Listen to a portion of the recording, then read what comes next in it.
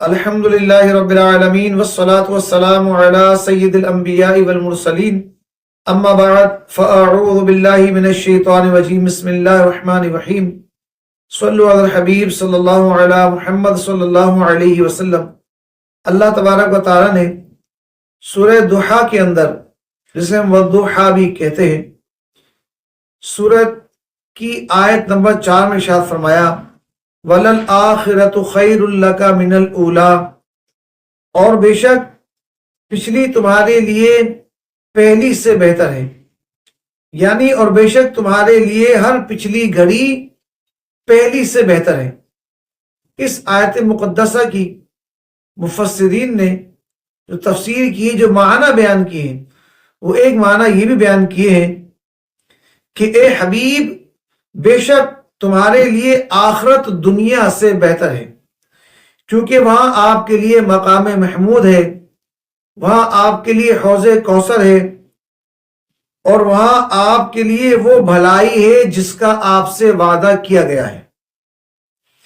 اور آپ کا تمام انبیاء پر اور رسولوں پر مقدم ہونا، اور آپ کی امت کا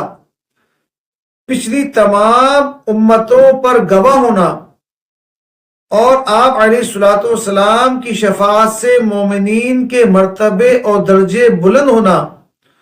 اور بے انتہا عزتیں اور کرامتیں ہیں جو بیان میں نہیں لائی جا سکتی۔ نیز مفسرین نے اس آیت کے ایک معنی یہ بھی بیان کیے ہیں کہ آنے والے احوال آپ کے لیے گزشتہ سے بہتر اور برتر ہیں۔ گویا کہ حق تعالیٰ کا وعدہ ہے کہ وہ روز با روز آپ کے درجے بلند کرے گا،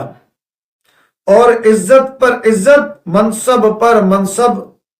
زیادہ فرمائے گا، اور ہر آنے والی گھڑی میں آپ کے مراتب ترقیوں میں ہوں گے۔ وَلَلْآخِرَةُ خَيْرٌ لَكَ مِنَ الْأُولَىٰ، اور بے شک پچھلی تمہارے لیے پہلی سے بہتر ہے، یعنی جو وقت گزر گیا، جو لمحے گزر گئے، جو گھڑی گزر گئی، جو زمانہ گزر گیا، اب جو آنے والے لمحے ہیں، آنے والی گھڑیاں ہیں، آنے والا وقت ہے، وہ تمام جو آنے والے زمانے ہیں، وہ تمام آپ کے لیے ان گزرے ہوئوں سے بہتر ہے، برتر ہے۔ آپ کے مراتب میں ترقی ہوتی چلی جائے گی، آپ کے مرتبوں میں ترقی ہوتی چلی جائے گی، آپ کا ذکر بلند ہوتا ہی چلا جائے گا۔ ہر گھڑی، ہر آن آپ کی عظمت و شان میں اضافہ ہوتا ہی چلا جا رہا ہے۔ تو ہمیں بھی چاہیے کہ ہم حضور علیہ الصلوۃ والسلام کا کثرت کے ساتھ ذکر خیر کی چلی جائیں۔ ہماری عمر بڑھ رہی، ہم حضور کا ذکر بھی بڑھا دیں، مطلب حضور علیہ السلام کا ذکر کرنا زیادہ کر دیں، جتنا وقت پہلے مقرر تھا اب اس سے زیادہ کر دیں۔ پہلے اگر 100 مرتبہ درود پاک پڑھتے تھے دن میں،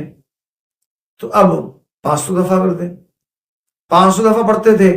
تو اب 1000 مرتبہ پڑھنا شروع کر دیں۔